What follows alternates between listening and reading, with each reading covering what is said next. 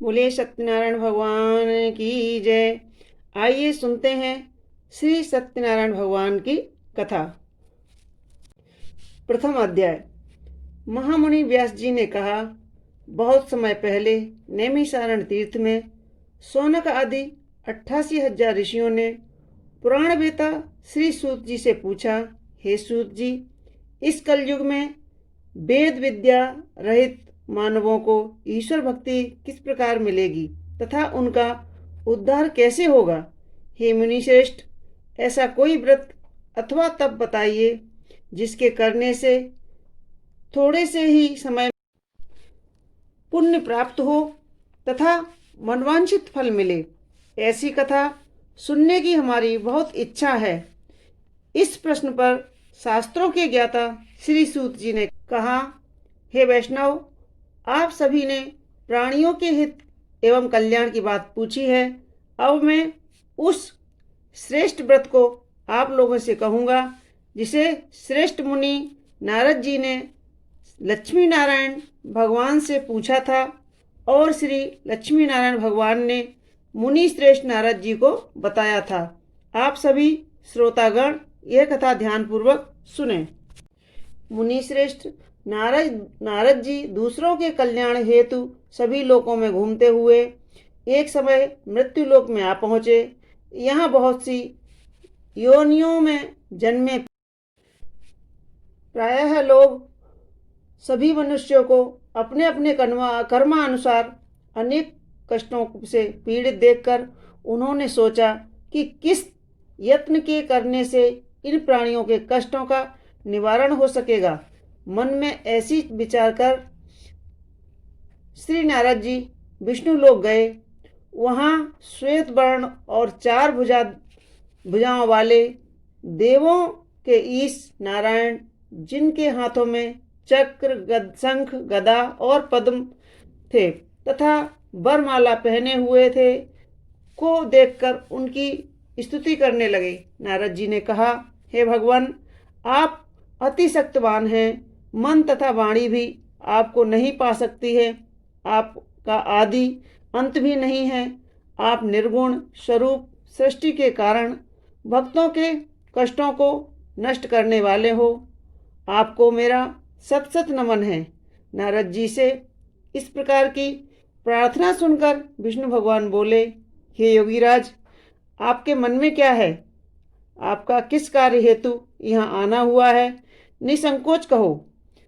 तब मुनि श्रेष्ठ नारद जी ने कहा, मृत्यु लोक में सब मनुष्य जो अनेक योनियों में पैदा हुए हैं, अपने अपने कर्मों द्वारा अनेक प्रकार के कष्टों के कारण दुखी हैं। हे स्वामी, यदि आप मुझ पर दया करते हैं तो बताइए कि उन मनुष्यों के सब कष्ट थोड़े से ही यत्न से किस प्रकार दूर हो सकते हैं।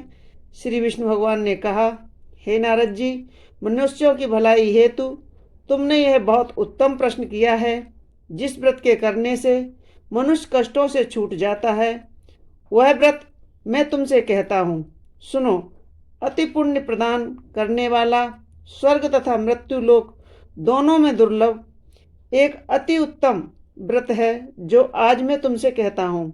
श्री सत्यनारायण भगवान का यह व्रत विधि विधान पूर्वक संपन्न करने पर मनुष्य इस धरती पर सभी प्रकार के सुख भोग कर मरणोपरांत मोक्ष को प्राप्त करता है। भगवान के ऐसे वचन सुनकर नारद मुनि बोले, हे भगवान, उस व्रत का विधान क्या है? उसका क्या फल है? इससे पहले किसने यह व्रत किया और किस दिन यह व्रत करना चाहिए? कृपा करके यह सब मुझे विस्तार से समझाइए। श्री विष्णु जी ने कहा, हे नारद, दुख शोक एवं सभी प्रकार की व्याधियों को दूर करने वाला यह व्रत सब स्थानों पर विजय दिलाने वाला है। श्रद्धा और भक्ति के साथ किसी भी दिन मनुष्य संध्या के समय श्री सत्यनारायण भगवान की ब्राह्मणों और बंधुओं के साथ पूजा करे। भक्ति भाव से केले का फल, नैवेद्य, घी, शहद, शक्कर अथवा गुड़, दूध और गेहूं का आटा सवाया लेवे। गेहूं के अभाव में चावल का चूर्ण भी चल सकता है। इन सभी को भक्ति भाव से भगवान की सत्यनारायण को अर्पण करे और बंधु बांधवों सहित ब्राह्मण को भोजन कराए। इसके पश्चात ही स्वयं भोजन करे। रात्रि में श्री सत्यनारायण भगवान के गीत गाकर आदि का आयोजन कर श्री भगवान सत्यनारायण भगवान का स्मरण करते हुए समय व्यतीत करे। इस तरह जो मनुष्य व्रत करेंगे उनकी सभी मनोकामना अवश्य ही पूर्ण होगी। विशेष रूप से कलयुग में मृत्युलोक में यही एक ऐसा उपाय है जिससे अल्प समय में ही कम धन में महान पुण्य की प्राप्ति हो सकती है। द्वितीय अध्याय। महान संत सूत जी ने कहा, हे ऋषियों, जिन्होंने प्राचीन काल में इस व्रत को किया उनका इतिहास आप सबसे कहता हूँ। आप सब ध्यान से पूर्वक सुने। अति सुंदर काशीपुरी नगरी में एक अति निर्धन ब्राह्मण वास करता था। वह भूख और प्यास से बेचैन होकर हर समय दुखी रहता था। ब्राह्मणों से प्रेम करने वाले श्री विष्णु भगवान ने उसको दुखी देखकर एक दिन बूढ़े ब्राह्मण का वेश धारण कर निर्धन ब्राह्मण के पास जाकर बड़े आदर से पूछा, हे ब्राह्मण, तुम हर समय दुखी होकर पृथ्वी पर क्यों घूमते रहते हो? हे श्रेष्ठ ब्राह्मण, आप अपनी व्यथा मुझसे कहो, मैं सुनना चाहता हूँ। कष्टों से घिरे हुए उस ब्राह्मण ने कहा, मैं निर्धन ब्राह्मण हूँ, भिक्षा के लिए पृथ्वी पर मारा मारा फिरता हूँ। हे भगवान, यदि आप इससे मुक्ति पाने का कोई उपाय जानते हो तो कृपा करके मुझे बताएं।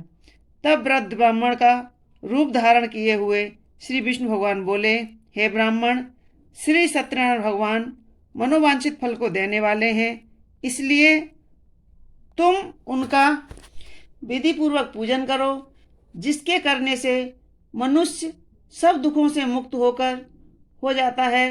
दरिद्र ब्राह्मण को व्रत का संपूर्ण विधान बताकर बूढ़े ब्राह्मण का रूप धरे श्री विष्णु भगवान अंतर्ध्यान हो गए। वृद्ध ब्राह्मण ने जिस व्रत को बतलाया है मैं उसको अवश्य विधि विधान सहित करूँगा, ऐसा निश्चय कर वह दरिद्र ब्राह्मण घर से चला गया। परंतु रात्रि को उस ब्राह्मण को नींद नहीं आई। अगले दिन वह जल्दी उठा और श्री सत्यनारायण भगवान का व्रत करने का निश्चय कर भिक्षा मांगने के लिए चल दिया। उस दिन उसको भिक्षा में अधिक धन मिला, जिससे उसने पूजा का सारा सामान खरीदा और घर आकर अपने बंधु बांधवों सहित विधि पूर्वक भगवान श्री सत्यनारायण का व्रत किया। इसके करने से वह गरीब ब्राह्मण सब कष्टों से छूटकर अति धनवान हो गया। उस समय से वह ब्राह्मण हर मास व्रत करने लगा। सत्यनारायण भगवान के व्रत को जो शास्त्रीय विधि अनुसार और श्रद्धा अनुसार करेगा वह सब कष्टों से छूटकर मोक्ष को प्राप्त करेगा। जो भी मनुष्य श्री सत्यनारायण भगवान का व्रत करेगा वह सब कष्टों से छूट जाएगा।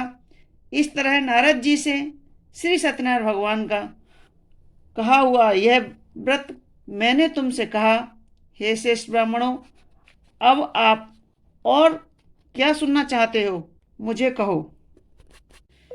तब ऋषियों ने कहा, हे मुनीश्वर, संसार में इस विप्र से सुनकर किस किस ने इस व्रत को किया, हम सब सुनना चाहते हैं।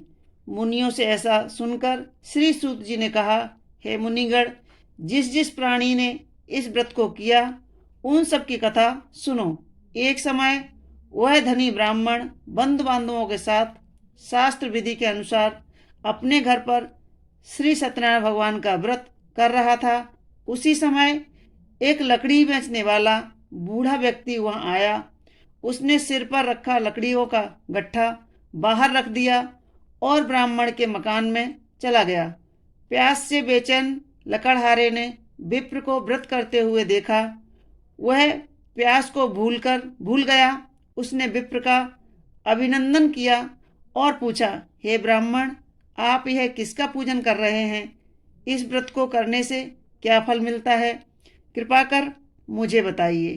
तब उस ब्राह्मण ने कहा, सब इच्छाओं को पूर्ण करने वाला यह श्री सत्यनारायण भगवान का व्रत है।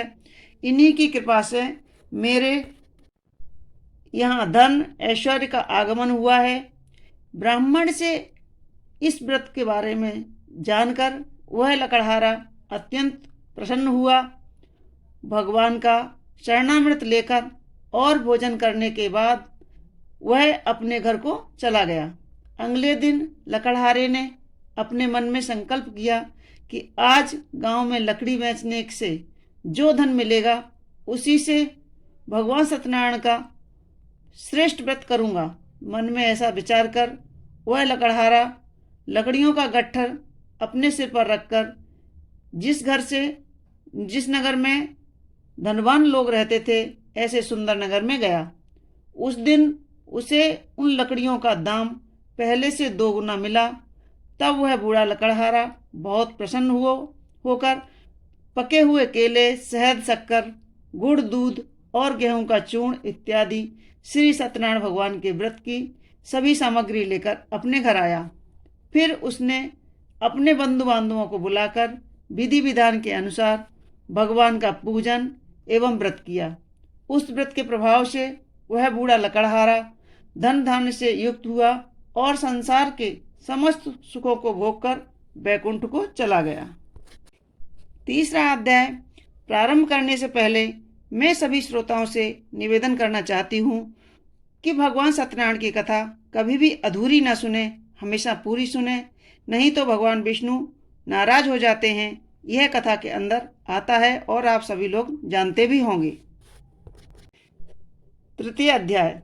श्री सूत जी बोले, हे श्रेष्ठ मुनियों, अब मैं आगे की कथा को कहता हूँ, सुनो। प्राचीन काल में उल्कामुख नाम का एक महान ज्ञानी राजा था। वह जितेंद्रिय और सत्यवादी था। प्रतिदिन मंदिरों में जाता तथा गरीबों को धन धान देकर उनके दुखों को दूर करता था। उसकी पत्नी कमल के समान सुंदर मुख वाली और सती साध्वी थी। एक दिन भद्रशिला नदी के तट पर वे दोनों विधि विधान सहित श्री सत्यनारायण भगवान का व्रत कर रहे थे। उस समय वहाँ साधु नामक एक वैश्य आया। उसके पास व्यापार के लिए बहुत सा धन था। वह वैश्य नाव को नदी के किनारे पर ठहराकर राजा के पास आया। राजा को व्रत करते हुए देखकर उसने विनम्र भाव पूर्वक पूछा, हे राजन, आप ये क्या कर रहे हैं? मेरी सुनने की इच्छा है, कृपा कर आप यह मुझे भी समझाइए। महाराज उल्कामुख ने कहा, हे वैश्य, मैं अपने बंधु बांधवों के साथ पुत्र की प्राप्ति के लिए श्री सत्यनारायण भगवान का व्रत और पूजन कर रहा हूँ। राजा के वचन सुनकर साधु नामक वैश्य ने आदर से कहा, हे राजन, मुझे भी इसका संपूर्ण विधि विधान बताइए। मैं भी आपके कहे अनुसार इस व्रत को करूँगा। मेरे भी कोई संतान नहीं है। मुझे विश्वास है इस उत्तम व्रत को करने से अवश्य ही मुझे भी संतान प्राप्त हो। राजा से व्रत के सब विधि विधान सुनकर व्यापार से निवृत्त हो वह वैश्य सुखपूर्वक अपने घर आया।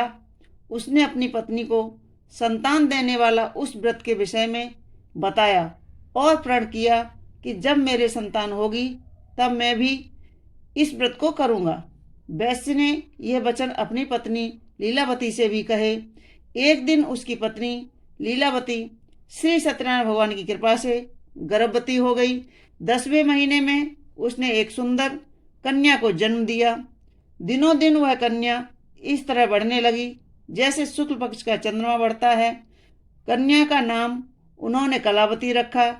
एक दिन लीलावती ने मीठे शब्दों में अपने पति को याद दिलाया कि आपने जो भगवान का व्रत करने का संकल्प किया था, अब आप उसे पूरा कीजिए। वैश्य ने कहा, हे प्रिय, मैं कलावती के विवाह पर इस व्रत को करूँगा। इस प्रकार अपनी पत्नी को आश्वासन दे वह व्यापार करने के लिए विदेश चला गया। कलावती पितृगृह में बुद्धि को प्राप्त होती रही। लौटने पर साधु ने जब नगर में सखियों के साथ अपनी वैश्य पुत्री को देखा तो उसे उसके विवाह की चिंता हुई। तब उसने एक दूत को बुलाकर कहा कि उसकी पुत्री के लिए कोई सुयोग वर देखकर लाओ। दूत साधु नामक एक वैश्य की आज्ञा पाकर कंचन नगर पहुंचा और देखभाल कर वैश्य की कन्या के लिए एक सुयोग वणिक पुत्र ले आया। उस सुयोग लड़के के साथ साधु नामक वैश्य ने अपने बंधु बांधवों सहित प्रसन्नचित्त होकर अपनी पुत्री का विवाह कर दिया। दुर्भाग्य से वह विवाह के समय भी श्री सत्यनारायण भगवान का व्रत करना भूल गया। इस पर श्री भगवान अत्यंत क्रोधित हो गए और उन्होंने वैश्य को श्राप दिया कि तुम्हें दारुण दुख प्राप्त होगा। एक समय अपने कार्य में कुशल वह वैश्य अपने दामाद सहित नावों को बेड़ा लेकर व्यापार करने के लिए सागर के समीप स्थित रतनसागरपुर नगर में गया। रतनसारपुर में चंद्रकेतु नामक राजा राज्य करता था। दोनों ससुर जमाई चंद्रकेतु राजा के उस नगर में व्यापार करने लगे। एक दिन भगवान सत्यनारायण की माया से प्रेरित एक चोर राजा चंद्रकेतु का धन चुराकर भाग रहा था। राजा के दूतों को अपने पीछे तेजी से आते देखकर चोर ने घबराकर राजा के धन को उस वैश्य की नाव में चुपचाप रख दिया जहां वे ससुर जमाई ठहरे हुए थे और भाग गया। जब राजदूतों ने उस वैश्य के पास राजा के धन को रखा देखा तो उन्होंने उन ससुर दामाद को ही चोर समझा और वे उन ससुर दामाद दोनों को बांधकर ले गए और राजा के समीप जाकर बोले, आपका धन चुराने वाले ये दो चोर हम पकड़कर लाए हैं।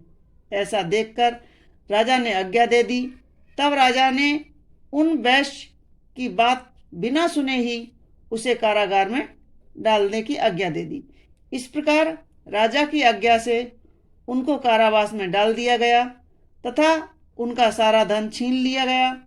सत्यनारायण भगवान के श्राप के कारण उस वैश्य की पत्नी लीलावती व पुत्री कलावती भी घर पर बहुत दुखी रहने लगी। उनका सारा धन चोर चुरा कर ले गए। मानसिक शारीरिक पीड़ा तथा भूख प्यास से अति दुखी हो भोजन की आस में कलावती एक ब्राह्मण के घर गई। उसने ब्राह्मण को श्री सत्यनारायण भगवान का व्रत विधि पूर्वक करते हुए देखा। उसने कथा सुनी तथा श्रद्धा पूर्वक प्रसाद ग्रहण कर रात को घर आई। माता ने कलावती से पूछा, हे पुत्री, तू अब तक कहाँ रही? मैं तेरे लिए बहुत चिंतित थी। माता के शब्द सुनकर कलावती बोली, हे माता, मैंने एक ब्राह्मण के घर श्री सत्यनारायण भगवान का व्रत होते हुए देखा है और मेरी भी उस उत्तम व्रत को करने की इच्छा है। माता ने कन्या के वचन सुनकर सत्यनारायण भगवान के पूजन की तैयारी की। उसने बंधुओं सहित श्री सत्यनारायण भगवान का पूजन व व्रत किया और वर मांगा कि मेरे पति और दामाद शीघ्र ही घर लौट आएं। साथ ही विनती की कि हे प्रभु, अगर हमसे कोई भूल हो गई हो तो हम सबके अपराधों को क्षमा करो। श्री सत्यनारायण भगवान इस व्रत से प्रसन्न हो गए और उन्होंने राजा चंद्रकेतु के स्वप्न में दर्शन देकर कहा, हे राजन, जिन दो वैश्यों को तुमने बंदी बना रखा है वे निर्दोष हैं, उन्हें प्रातः ही छोड़ देना। उनका सब धन जो तुमने अधिग्रहित किया है लौटा दो राजा से, अन्यथा मैं तुम्हारा राजधन सब नष्ट कर दूंगा। भगवान वहां से अंतर्ध्यान हो गए। प्रातःकाल राजा चंद्रकेतु ने दरबार में सबको अपना स्वप्न सुनाया और सैनिकों को आज्ञा दी कि दोनों वैश्यों को कैद से मुक्त कर दो, दरबार में ले आओ। दोनों वैश्यों ने आते ही राजा को प्रणाम किया। राजा ने कोमल वचनों में कहा, हे महानुभावों, तुम्हें अज्ञानतावश ऐसा कठिन दुख प्राप्त हुआ है। अब तुम्हें कोई भय नहीं है, तुम मुक्त हो। ऐसा कहकर राजा ने उनको नए नए वस्त्र आभूषण पहनाए तथा उनका जितना धन था उससे भी दुगना लौटा दिया, आदर से विदा किया और दोनों वैश्य अपने घर को चल दिए। बोलो सत्यनारायण भगवान की जय। चतुर्थ अध्याय प्रारंभ। श्री सूत जी ने आगे कहा, वैश्य ने यात्रा प्रारंभ की और अपने नगर की ओर चल दिया। उनके थोड़ी दूर बढ़ने पर दंडी वेशधारी श्री सत्यनारायण भगवान ने उनकी परीक्षा लेने हेतु उनसे पूछा, हे वैश्य, तेरी नाव में क्या है? अभिमानी वणिक हंसता हुआ बोला, हे दंडी, आप ऐसा क्यों पूछ रहे हैं? क्या धन लेने की कामना है? मेरी नाव में तो बेल और पत्ते भरे हैं। वैश्य के ऐसे वचन सुनकर दंडी वेशधारी श्री सत्यनारायण भगवान बोले, तुम्हारा वचन सत्य हो। ऐसा कहकर वे वहां से चले गए और कुछ दूर जाकर समुद्र के तट पर बैठ गए। दंडी महाराज के जाने के पश्चात वैश्य नित्य क्रिया से निवृत्त होने के बाद नाव को ऊंची उठती देखकर अचंभा किया तथा नाव में बेल पत्ते आदि देखकर मूर्छित होकर जमीन पर गिर पड़ा। मूर्छा खुलने पर अति शोक करने लगा। तब उसके दामाद ने कहा, आप शोक न करें, यह दंडी महाराज का श्राप है, अतः हमें उनकी शरण में ही जाना चाहिए, वही हमारे दुखों का अंत करेंगे। दामाद के वचन सुनकर वह वैश्य दंडी स्वामी भगवान के पास पहुंचा और अत्यंत भक्तिभाव से पश्चाताप करते हुए बोला, मैंने जो आपसे असत्य वचन कहे थे उनके लिए मैं क्षमा चाहता हूँ। ऐसा कहकर वह शोकातुर हो रोने लगा। तब दंडी भगवान बोले, हे वणिक पुत्र, मेरी आज्ञा से ही बार बार तुझे कष्ट प्राप्त हुआ है, तू मेरी पूजा से विमुख हुआ है। अब उस वैश्य ने कहा, हे भगवान, आपकी माया को ब्रह्मा आदि देवता भी नहीं जान पाते हैं, तब मैं मूर्ख भला कैसे जान सकता हूँ? आप प्रसन्न होइए, मैं अपनी क्षमता अनुसार आपकी पूजा करूँगा। मेरी रक्षा कीजिए और मेरी नौका को पहले के समान धन से परिपूर्ण कर दीजिए। उसके भक्ति से परिपूर्ण वचन सुनकर श्री सत्यनारायण भगवान प्रसन्न हो गए और उसकी इच्छा अनुसार वर देकर अंतर्ध्यान हो गए। तब ससुर व दामाद दोनों ने नाव पर आकर पाया कि नाव धन से परिपूर्ण है। फिर वह विधि विधान से भगवान सत्यनारायण का पूजन कर साथियों सहित अपने नगर को चला।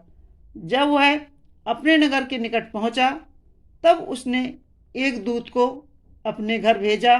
दूत से साधु नामक वैश्य के घर जाकर उसकी पत्नी को नमस्कार किया और कहा, आपके पति और जामाता इस नगर के समीप आ गए हैं। लीलावती और उसकी कन्या कलावती उस समय भगवान का पूजन कर रही थीं। दूत का वचन सुनकर साधु की पत्नी ने बड़े ही हर्ष के साथ सत्यनारायण भगवान का पूजन पूर्ण किया और अपनी पुत्री से कहा, मैं अपने पति के दर्शन को जाती हूँ, तू पूजन पूर्ण कर शीघ्र आ जाना। परंतु कलावती पूजन एवं प्रसाद छोड़कर अपने पति के दर्शन के लिए चली गई। पूजन एवं प्रसाद की अवज्ञा के कारण भगवान सत्यनारायण ने रुष्ट हो गए और उसके पति को नाव सहित पानी में डुबा दिया। कलावती अपने पति को न पाकर रोती हुई जमीन पर गिर पड़ी। नौका को डूबा हुआ देखकर तथा कन्या को रोती हुई देखकर साधु नामक वैश्य द्रवित हो बोला, हे प्रभु, मुझसे या मेरे परिवार से अज्ञानतावश जो अपराध हुआ है उसे क्षमा करें। उसके ऐसे वचन सुनकर सत्यदेव भगवान प्रसन्न हो गए। आकाशवाणी हुई, हे वैश्य, तेरी पुत्री मेरा प्रसाद छोड़कर आई है, इसलिए इसका पति अदृश्य हुआ है। यदि वह घर जाकर प्रसाद ग्रहण कर लौटे तो उसका पति अवश्य मिलेगा। आकाशवाणी सुनकर कलावती ने घर पहुंचकर प्रसाद ग्रहण किया और फिर आकर अपने पति को पूर्ण रूप में पाकर वह अति प्रसन्न हुई तथा उसने अपने पति के दर्शन किए। तत्पश्चात साधु वैश्य ने भी वही बंधु बांधवों सहित सत्यदेव का विधि पूर्वक पूजन किया और समय समय पर आगे भी व्रत पूजन करता रहा, कथा सुनता रहा। अंत में वह इस लोक के सभी प्रकार के सुख भोग कर मोक्ष को प्राप्त हुआ। पंचम अध्याय। बोलो सत्यनारायण भगवान की जय। श्री सूत जी बोले, हे ऋषिगण, मैं आगे और कथा कहता हूँ, आप सभी ध्यान पूर्वक सुनो। सदा प्रजा के लिए चिंतित तुंगजध्वज नाम का एक राजा था। उसने भगवान सत्यनारायण का प्रसाद त्याग कर बहुत कष्ट पाया। एक समय राजा वन में पशुओं को मारकर बढ़ के वृक्ष के नीचे आया। वहां उसने ग्वालों को भक्ति भाव से बंधु बांधवों सहित श्री सत्यनारायण भगवान जी का पूजन करते हुए देखा। परंतु राजा यह देखकर भी अभिमान के कारण ना तो वहां गया और ना ही सत्यदेव भगवान को नमस्कार किया। जब ग्वालों ने भगवान का प्रसाद उसके सामने रखा तो वह प्रसाद त्याग कर अपने नगर को चला गया। नगर में पहुंचकर उसने देखा कि उसका सारा राज्य नष्ट हो गया है। वह समझ गया कि यह सब भगवान सत्यदेव ने रुष्ट होकर किया है। तब वह वन में वापस आया और ग्वालों के समीप जाकर विधि पूर्वक पूजन कर प्रसाद ग्रहण किया तो सत्यनारायण भगवान की कृपा से सब कुछ पहले जैसा हो गया और लंबे समय तक सुख भोग कर मरणोपरांत वह मोक्ष को प्राप्त हुआ। जो मानव इस श्रेष्ठ दुर्लभ व्रत को करेगा, श्री सत्यनारायण भगवान की कृपा से उसे धन धान की कोई कमी नहीं होगी। निर्धन को धन और बंदी को बंधनों से मुक्ति होकर निर्भय हो जाता है। संतानहीन को संतान प्राप्ति होती है तथा सब इच्छाएं पूर्ण होकर अंत में वह वैकुंठ धाम को जाता है। अब उनके बारे में भी जानिए जिन्होंने पहले इस व्रत को किया। साथ ही उनके दूसरे जन्म की भी कथा सुनाते हैं। सदानंद नामक एक वृद्ध ब्राह्मण ने सुदामा के रूप में जन्म लेकर श्री कृष्ण की भक्ति की एवं सेवा से वैकुंठ को प्राप्त किया। उल्कामुख नामक महाराज राजा दशरथ बने और श्री रंगनाथ का पूजन कर मोक्ष को प्राप्त हुए। साधु नाम के वैश्य ने धर्मात्मा सत्य प्रतिज्ञा राजा मोरध्वज बनकर अपने पुत्र को आरे से चीरकर वैकुंठ धाम को प्राप्त किया। महाराज तुंगजध्वज स्वयंभू मनु बने। उन्होंने बहुत से लोगों को भगवान की भक्ति में लीन कराकर वैकुंठ धाम प्राप्त किया। वह लकड़हारा भी अगले जन्म में गुह नामक निषाद राजा बना, जिसने राम के चरणों की सेवा कर अपने सभी जन्मों को संवार लिया। बोलो विष्णु भगवान की जय। 5वां अध्याय समाप्त। तो मित्रों, यह थी श्री सत्यनारायण भगवान की व्रत की कथा पूरी अवश्य सभी से मेरा निवेदन, और भगवान का नाम स्मरण करते हुए अपने घर को जाएं। तो मित्रों, यह थी श्री सत्यनारायण भगवान की कथा। आपको कैसी लगी हमें कमेंट्स बॉक्स में ज़रूर लिखें और हमारे वीडियो को लाइक करें, शेयर करें और आगे कथाएं सुनने में जुड़े रहने के लिए सब्सक्राइब अवश्य कर लें। धन्यवाद।